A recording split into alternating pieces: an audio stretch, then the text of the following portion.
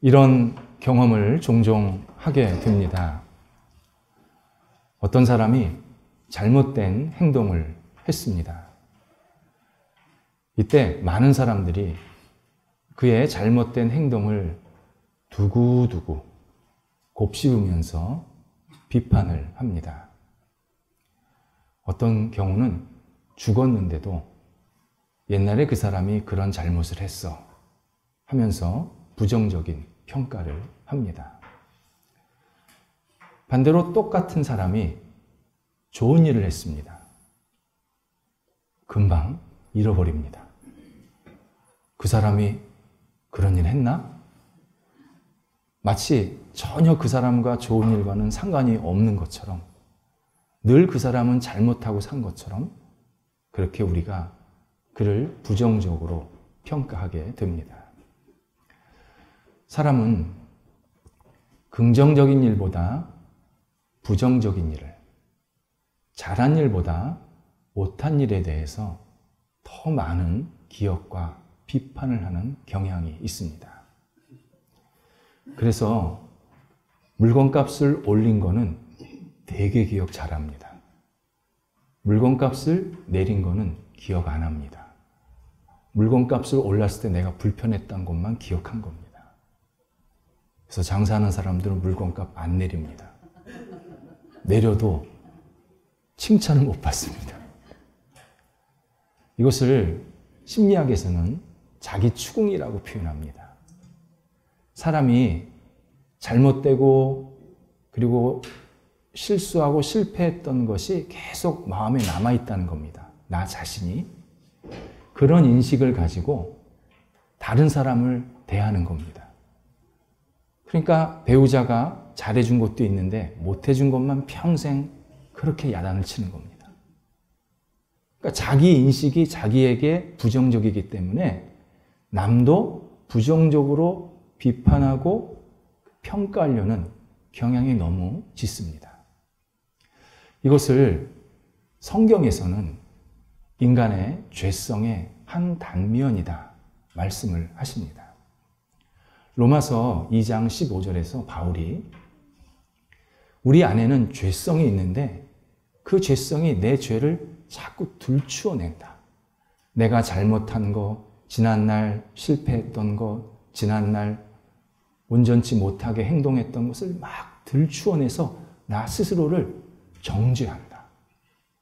이것을 율법이라고 표현했는데 우리 안에 율법이 있어서 끊임없이 내 안에 있는 잘못된 것을 지적하고 너는 안 돼, 너는 부족해, 너는 그래서 할 수 없어 나를 무너뜨리는 인간의 연약함, 죄성이 있다라고 설명을 해 주었습니다. 예수 그리스도를 믿는 것은 이 부정적인 시각에서 벗어나는 겁니다. 내가 부끄럽습니다. 부족합니다. 그런데 하나님께서 나 같은 사람을 사랑하시고 은혜 베푸셔서 살리신 겁니다. 이에 나를 긍정적으로 받아들이면서 평생 너는 하나님의 자녀잖아. 하나님의 자녀답게 살 수 있어. 계속 독려하고 나를 세우는 이 신앙이 기독교 신앙에서 아주 중요한 내용 가운데 하나입니다.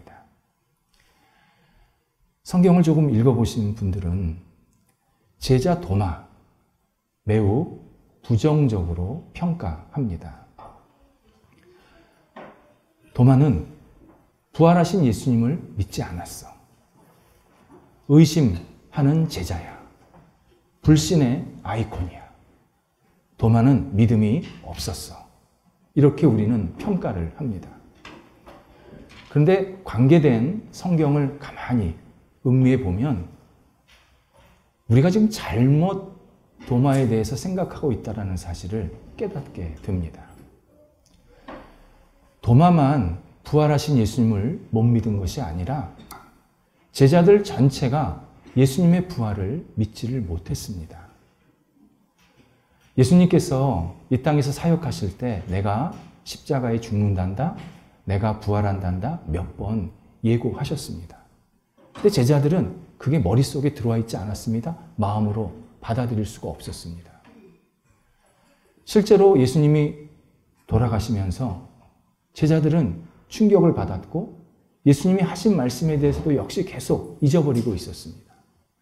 주변에서 부활하신 예수님을 본 몇 사람이 예수님이 부활하셨습니다 알려줬지만 제자들이 부활하신 예수님을 만나지 않았기 때문에 계속 받아들이지 못했던 겁니다. 이때 예수님께서 한 사람 한 사람을 찾아가셔서 내가 부활했단다 그러면서 그들과 함께 대화하시고 식사를 하실 때 그제서야 예수님께서 부활하셨구나. 그리고 예전에 부활하신다고 말씀하신 게 이런 의미였구나 받아들인 겁니다. 도마는 제일 늦게 예수님을 만났습니다. 그래서 제일 늦게 부활하신 예수님을 믿게 된 겁니다. 자기가 믿음이 없어서 그런 게 아니라 늦게 예수님을 만났기 때문에 늦게 예수님을 믿게 된 겁니다. 오히려 오늘 본문에 보면 도마가 예수님을 정말 진지하게 그리고 진실하게 따르고 믿으려고 했다는 장면이 확인이 됩니다.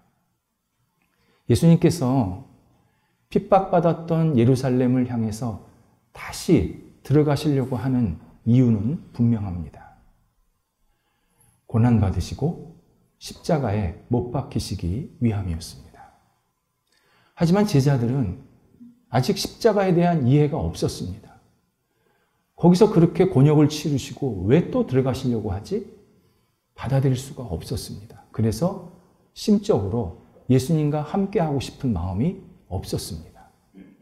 거기에 예루살렘으로 들어가기 전에 베단이라는 곳에 들려서 나사로가 죽었다고 했는데 그를 깨우시겠다. 다시 살리시겠다가 말씀하시는 겁니다. 죽은 사람을 다시 살린다. 도무지 이해가 안 되는 겁니다. 그러니까 지금 제자들의 마음은 혼란스럽습니다.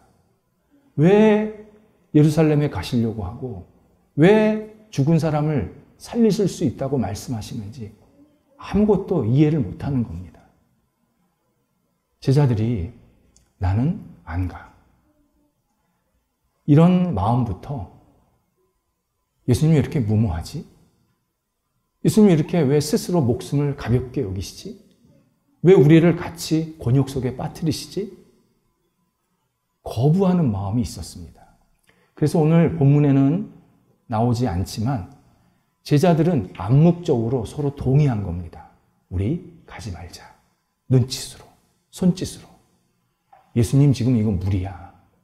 예수님이 이렇게 가는 것은 우리 모두를 다 지금 구덩이에 빠뜨리는 일이야. 우리 거부하자. 그런 마음의 동요가 있었습니다. 이때 도마가 다른 이야기를 합니다. 우리가 예수님을 쫓아가야 된다. 우리가 예수님을 따라서 죽음까지도 각오해야 된다. 이렇게 전혀 다른 고백을 하는 겁니다. 우리가 주와 함께 죽으러 가자. 요 도마의 말에 대해서 일부 해석자들이 이 말은 감정적인 반응이었다. 즉흥적인 답변이었다. 마음이 전혀 동반되지 않는 말이었다. 라고 해석하면서 사람들에게 가르칩니다. 제가 다시 이 말씀을 집중해서 오랜 시간 다시 묵상했습니다. 그리고 원래 성경 언어로는 뭐라고 표현됐는지 몇 번이고 음미해 봤습니다. 전혀 감정적인 표현이 들어있지 않습니다. 전혀 즉흥적인 답변이 아니었습니다. 오히려 자신의 분명한 결의가 담겨 있었습니다. 자기 신앙 고백이 이 문장 안에 꽉 차 있었습니다. 굉장히 자기 주도적인 표현이 많이 들어가 있었습니다. 도마의 이 고백은 그냥 단순히 한 말이 아니라 자기 전 존재를 내놓고 한 말이었습니다. 그래서 이 도마의 고백에는 중요한 의미들이 담겨 있습니다. 먼저 나에 대해서는, 인간에 대해서는 아니요. 예수님에 대해서는 예 라고 답하고 있습니다. 내 유익을 위해서는 아니요. 예수님의 뜻을 행하면은 예 라고 답을 합니다. 사도 바울이 갈라디아서 6장 14절에서 그리스도인이 되는 게 무엇인지에 대해서 정체성을 알려주고 있습니다.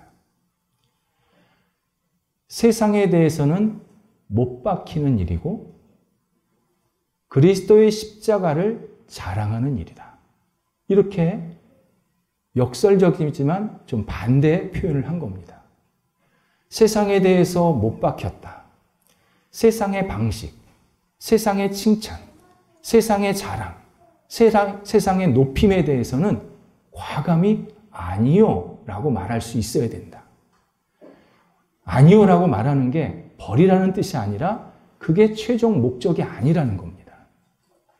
우리가 이 땅을 살면서 당연히 세상적인 방식이 있어야 되고 세상적인 가치를 따를 때가 있습니다. 그런데 그 방식과 가치를 따르는 이유가 나를 자랑하고 내가 잘 먹고 잘 살기 위함이라는 것은 아니요 라고 해야 된다는 겁니다. 그걸 넘어가야 된다는 겁니다. 내가 세상적인 방식과 세상적인 가치를 생각할 때 그 다음에 하나님의 뜻, 하나님의 영광, 하나님의 나라를 향해서 넘어가야 된다. 그게 그리스도의 십자가를 자랑하는 모습이라고 설명하고 있습니다. 나를 드러냄에 있어서는 아니요. 예수님을 높임에 있어서는 예. 나를 살리는 데 있어서는 아니요. 예수님을 살리는 데 있어서는 예. 나를 자랑함에 있어서는 아니요. 예수님 앞에서 나를 죽이는 일에는 예. 이것이 우리 삶의, 그리스도인의 삶에 아주 중요한 목표가 되어야 된다 말씀하고 있습니다. 당연히 이런 삶 어렵습니다. 그런데 어렵다고 이 삶의 방향과 목표를 포기하면 우리 신앙생활을 하는 게 아니라 종교생활을 시작합니다. 그래서 이 종교생활을 통해서 구원받는 믿음을 갖는 게 아니라 구원과 전혀 상관없는 그냥 내 기분 좋아서 내 유익에 따라서 그런 행동과 그리고 신앙생활을 하게 됩니다. 때로는 하나님을 진심으로 믿고 따르는 게 아니라 하나님을 이용해서 하나님을 활용해서 내 어떤 욕구를 채우려고 하는 내 것을 가득 얻으려고 하는 그러한 잘못된 삶의 모습도 갖게 됩니다.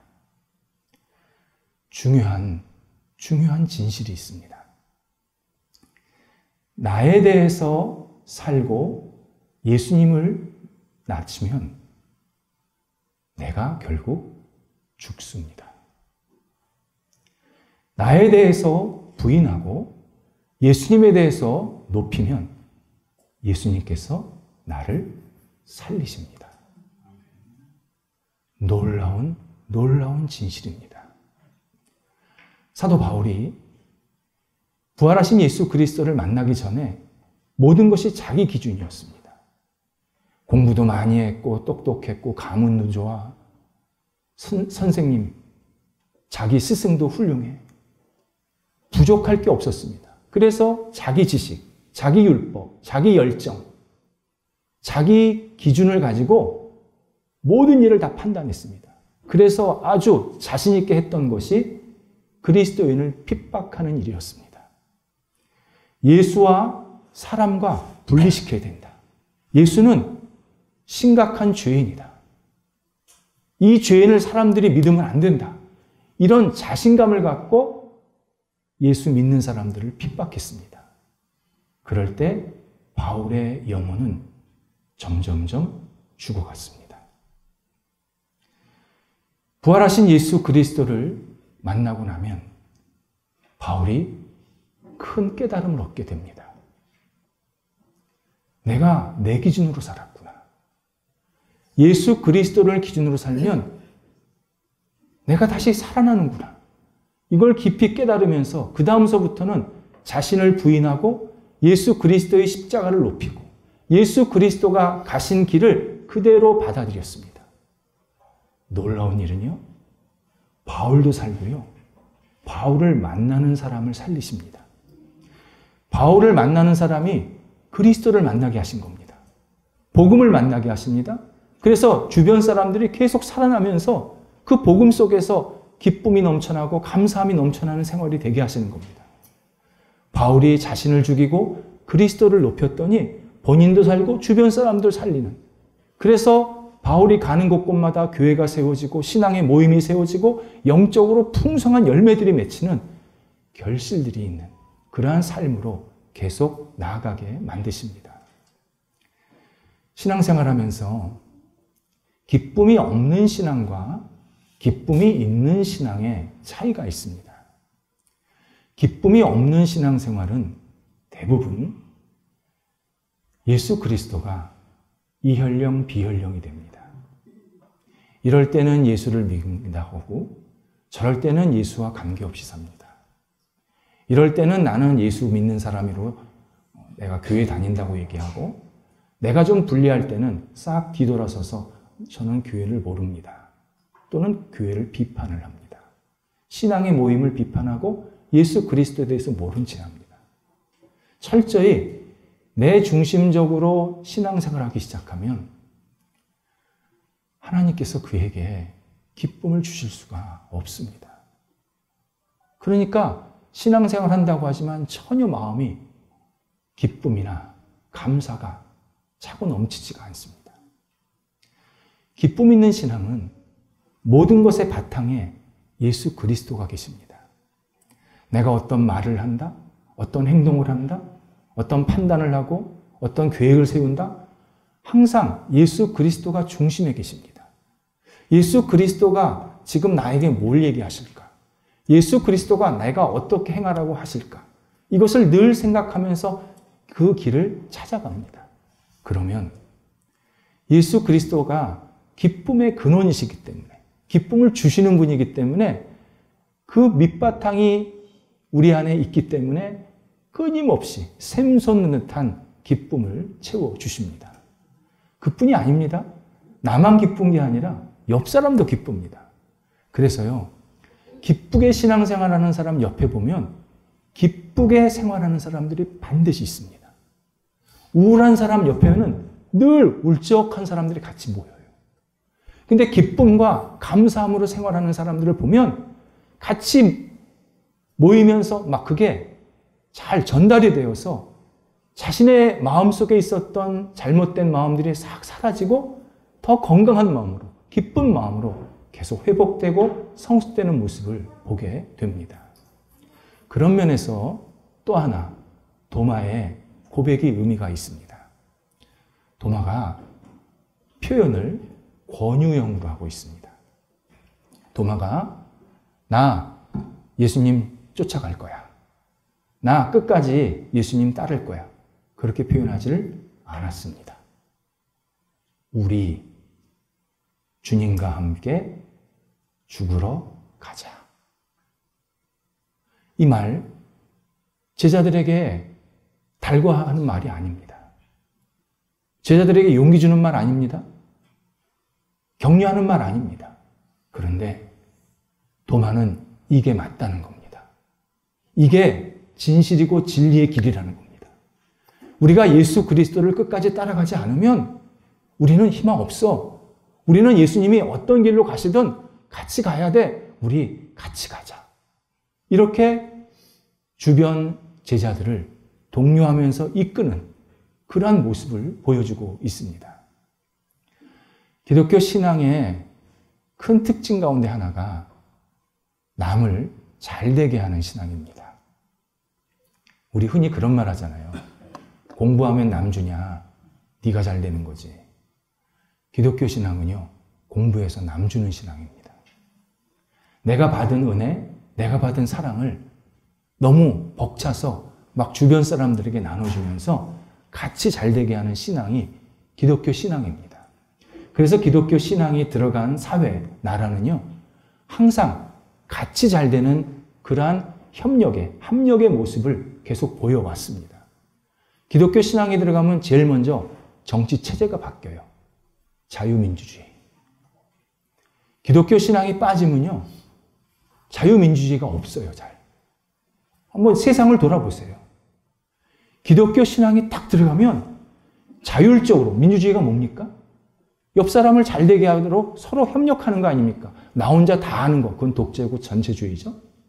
민주주의라는 것은 서로 자기 역할 잘 하면서 이 일을 통해서 서로를 잘 세우는, 그래서 더 발전하고 더 풍성해지고 만드는 체제가 민주주의거든요.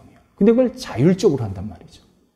그래서 기독교 신앙이 들어가면 그 사회가 다양한 모습으로 성장하고 성숙하는 모습을 보게 됩니다. 우리 신앙인도 마찬가지입니다. 개인적으로. 내가 신앙생활을 하면 내 주변 사람들이 잘 되고 있는지 못 되고 있는지를 확인하셔야 합니다. 그게 신앙생활을 잘하고 있냐 못하고 있느냐의 중요한 분기점입니다. 내가 신앙생활 하는데 나만 잘 먹고 잘 사네? 그분 심각하게 하나님 앞에서 기도하셔야 합니다. 신앙생활 하는데 나뿐만 아니라 주변 사람들 다 같이 잘 되네? 그분은 지금 하나님의 복의 통로가 되고 있는 겁니다. 그래서 우리가 평생 기도할 제목이 좋은 사람을 만나게 해달라고 기도해야 되는 겁니다. 좋은 사람, 하나님을 경외하는 사람, 그리고 하나님을 경외하는 마음으로 상대방을 소중히, 존중히 여길 줄 아는 사람. 어떤 사람은요, 상대방 이용해서 자기만 잘 살려고 그래요. 처음에는 그게 숨겨져 있죠. 잘 안 보여요. 시간이 조금 지나가면 다 드러나요. 그러니까 주변 사람들이 막 같이 다 어둠에 빠지는 겁니다. 이게 뭐지? 서로 상처받고 실망하고. 그런데 상대방을 존중해주고 상대방을 그리스도의 마음으로 세우려고 하면 같이 잘 올라가고 같이 세워주고 같이 동료하면서 풍성한 삶을 나누고 싶은 마음이 계속 생기게 만드십니다. 그런 사람을 만나게 해달라고. 그런 사람을 만나게 해달라고 계속 우리는 기도하면서 찾아야 합니다. 우리가 하나님을 알고 믿는다 할 때 어떻게 하나님을 알고 믿을 수 있을까요?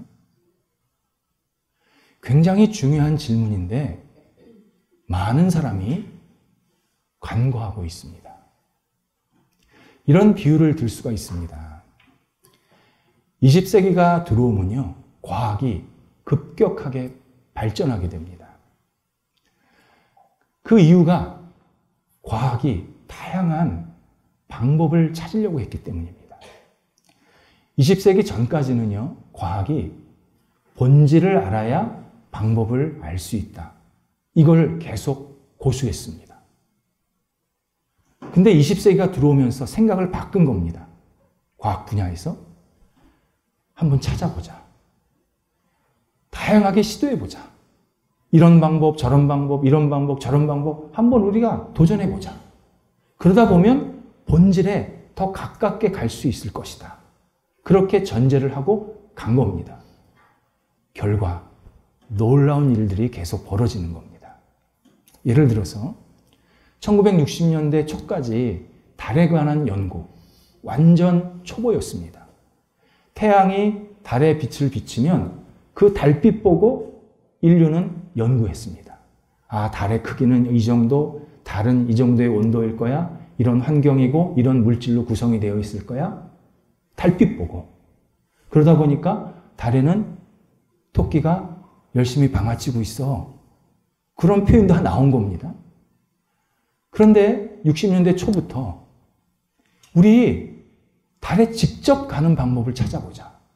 다 무시했죠. 불가능하다 그랬죠. 근데 과학자들이 도전한 겁니다. 방법을 찾았습니다. 그리고 달에 직접 갔습니다. 가서 온도를 재고 표면에 있는 물질을 채취해서 와서 분석해 보니까 아, 달이 이런 온도고 이런 환경이고 여기 생물이 살 수 있고 없고 그리고 이런 주기로 어떻게 되고 있고 완전히 차원 다른 본질적인 이야기를 하기 시작한 겁니다. 방법이 바뀌니까 본질을 보기 시작한 겁니다.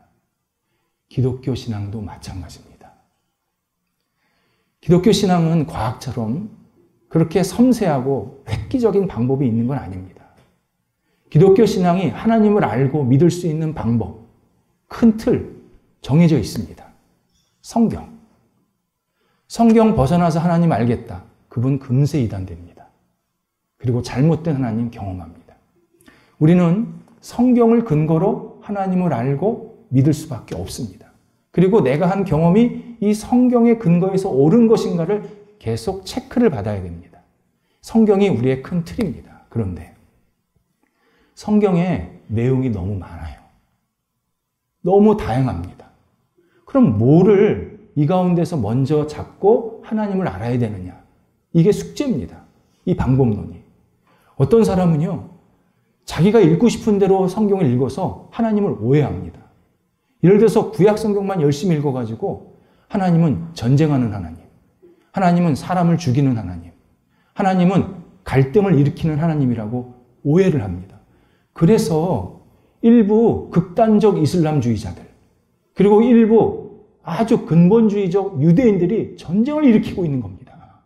전쟁을 일으키면서 뭐라고 표현하는지 아십니까? 성전, 거룩한 전쟁이라고 표현해요. 사람 죽이고 있으면서 거룩한 전쟁이라고 표현해요. 왜요? 구약 성경 보니까 그렇거든요. 그러니까 하나님을 자꾸 오해하고 있는 겁니다. 이게 지금 우리에게도 똑같이 일어납니다. 우리의 어떤 사람은요, 자연현상을 보면서 하나님을 예술가라고 표현합니다. 과학을 주장하면서 하나님을 과학자라고 표현합니다.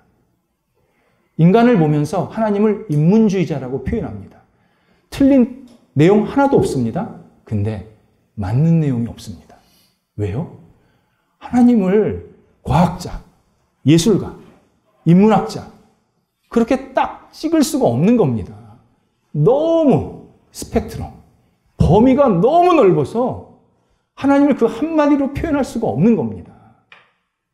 그래서 어떤 사람은 하나님을 고통받는 하나님이라고 계속 주장하면서 하나님이 주시는 복, 은혜, 맛있는 음식, 좋은 집 거부합니다. 자기 멋대로 생각하는 거죠. 어떤 사람은 반대로 하나님은 화려합니다. 그것만 쳐다보고 낮고 천한 곳에 오신 하나님을 전혀 생각 안 합니다. 왜곡된 하나님을 계속 믿게 됩니다. 그렇다면 우리는 어떻게 이 성경에서 뭐를 먼저 잡아야 되는지, 뭐를 근거로 우리가 하나님을 알고 믿어야 되는지, 그 방법이 뭔지를 확인해야 합니다. 방법이 있습니다. 십자가에 죽으신 예수 그리스도입니다. 십자가에 죽으신 예수 그리스도를 중심으로, 바탕으로, 끝으로 하나님을 믿고 받아들여야 합니다. 놀라운 하나님을 경험하게 하십니다. 그 좋은 자리, 그 위대한 자리를 놓고 이 땅에 찾아오십니다. 고난을 마다하지 않으십니다. 십자가에 못 박히십니다. 부활하십니다. 이 하나하나의 과정들을 깊이 묵상하고 음미하면 하나님이 어떤 분인지, 하나님이 나에게 지금 어떤 말씀을 하고 계시는지 계속 깨닫게 하십니다. 십자가에 죽으신 예수 그리스도를 묵상하고 그 예수 그리스도를 내 삶에, 내 영혼에 적용하기 시작하면요, 내 삶이 막 변합니다. 성숙이 일어나고요, 내가 여태까지 살고 있던 그런 잘못된 습성들 다 버리게 됩니다. 내 영혼, 내 삶, 우리 가정, 우리 직장, 일터, 가게, 사업처, 우리 모임, 십자가에 죽으신 예수 그리스도, 십자가에 죽으신 예수 그리스도를 우리가 묵상하며 그분을 따라가면 그분께서 우리에게 주시는 놀라운 생명력을 허락해 주십니다. 가만히 안 놔두십니다. 완전히 변하게 만드시고, 완전히 새롭게 만드시고, 완전히 놀라운 결실들을 맺게 만드십니다. 도마가 십자가에 죽으시는 예수님을 따르고 있습니다. 도마, 먼 시간 지나지 않아서 실패합니다. 진짜 예수님께서 십자가에 죽으시는 과정을 보면서 도마가 충격을 받아요. 도망갑니다. 그래서 도마가 한동안 제자들의 모임에 참석을 안 했던 겁니다. 그런데 소문에 예수님이 살아나셨대. 이 얘기를 듣고 정말인가? 그래서 제일 늦게 제자들의 모임에 합류했기 때문에 예수님께서 제일 늦게 도마를 만나신 겁니다. 이후 도마의 삶 완전히 바뀌었습니다. 도마는 예수 그리스도를 끝까지 붙잡고 복음을 전하고 순교에 다다르게 됩니다. 도마의 무덤이 어딘지 아십니까? 인도에 있습니다. 그 척박한 땅에 복음 하나 가지고 간 겁니다. 예수 그리스도의 십자가, 우리 매일 묵상해야 합니다. 지금 사순절이 시작이 됐는데 사순절 때만 십자가 생각하는 거 아닙니다. 1년 365일, 평생 예수 그리스도, 우리 삶의 주제입니다. 기도하겠습니다. 하나님, 예수 그리스도를 믿게 하신 것 감사합니다. 십자가에 죽으신 예수 그리스도, 저희 영혼 속에 주인 되어 주시고 모든 말, 행동, 생각, 판단, 그리고 모임, 하나님이 기뻐하시는 십자가에 죽으신 예수 그리스도, 굳건히 세워질 수 있도록 인도하여 주시옵소서.